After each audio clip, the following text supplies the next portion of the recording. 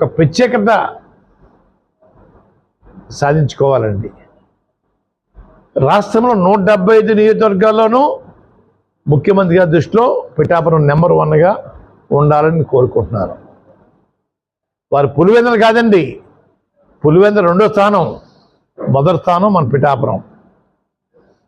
ఎందుచేతంటే హీరో గారిని తరివేస్తే మళ్ళా జీవితంలో సినిమా నటులు రాజకీయాలకు రారండి. రాకుండా చేయవలసిన బాధ్యత ప్రజలందరి మీద ఉందండి.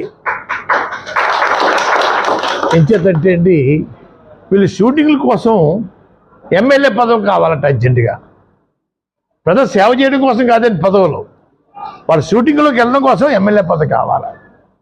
మనం నాశనం అయిపోవాలా. మాకు కష్టం వస్తే ఎవరు చెప్పుకోవాలా?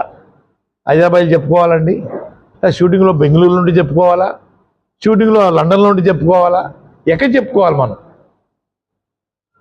స్థానికంగా ఉన్న వాళ్ళని మనం ఎన్నుకుంటే మనకు అందుబాటులో ఉంటారన్నయ్య.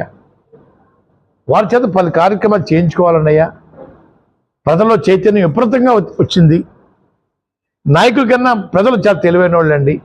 మంచి చెడు తెలుసుకోగల శక్తివంతులు ప్రజలు ఈరోజు అయ్యారండి అయ్యా.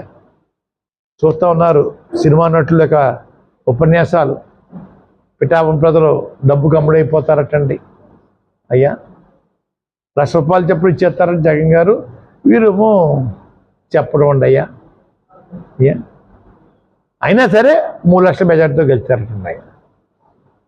ఉన్నాయా 2 లక్షల చిల్లర లేవు, 3 లక్షల మెజార్టీతో గెలుస్తూ ఉంటున్నారు అయ్యా.